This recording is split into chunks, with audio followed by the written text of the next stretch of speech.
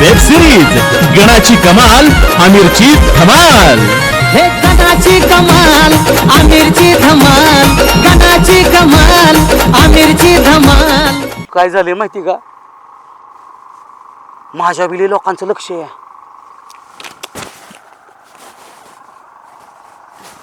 हा हा कुठं भेटायचं? भिवायच्या मंदिरापाशी होय। बरोबर। आमिर काय म्हणत होता माहितीये का, म्हणजे त्याने चांगलाच तर म्हणत होता मला की तो म्हणला जर तुझ्या जर आईने जर परवानगी जर नाही दिली ना तर म्हणत होता की आता कसं बोलू, अडकत का बोलताय, स्पष्ट बोला ना तुम्ही। तो म्हणतोय की आपण पळून जाऊन लग्न करू म्हणून। पळून जाऊन?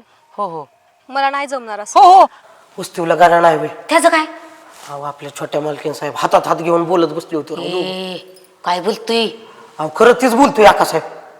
त्याचा मोडदा बशिवला, त्याचा शब्द काढू नको पुढचा। म्हणजे ताटी उचलली, त्याची भिताडावर बसावली उठवून, हा माझ्या पोरीच्या हातात हात घेतलाय। खरं बघितलंय का मला तर धडकीच भरली, त्यांना बघितलं आणि तिथंच मला मला चक्कर आल्यासारखं झालं, तिथंच पडणार होतो। अरे मग त्याला दगड बिगोड घाला येत नव्हता तुला, तिथं आलं मला सांगाय।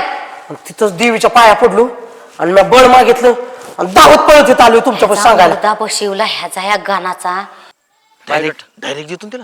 डायरेक्ट मोबाईल मध्ये तुला बायोडाटा पाठवतो। तयार केला मी बायोडाटा, मोबाईल मधला बायोडाटाला दाखव, तुला दाखव मी कोण आहे, गाणं काय आहे आणि किती कर्तबदार आहे ती। तिला मग तू पोरगला एक नंबर आहे हा बर का। हा आणि जाणला खांबऱ्या तिला तू अरे बघ ना, तू 2 मिनिटात मी हा 2 मिनिटात पाठवतो। जा जा मित्रा जा। मी काय म्हणतो, तू येतो का माझ्यासोबत? नाही लगेच लगेच नको, मी नाही येत, तुझा मी काय करू माहितीये का, मी समोर दिसलो का नाही किती तो मी घालतोय, जा तू बिंदास, मी तुझ्या पाठीशी या। तिला म्हणतो पोरगला एक नंबर आहे।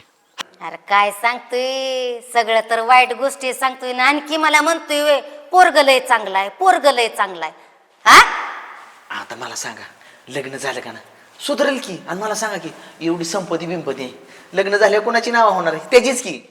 लग्न झाल्यावर माझी ताटी नेऊन नाही मसन वाट्यात, हा तू लागला सांगायला। चल उठ घरी जा। का बाय असं कसं बोलताय? तो घरी जा।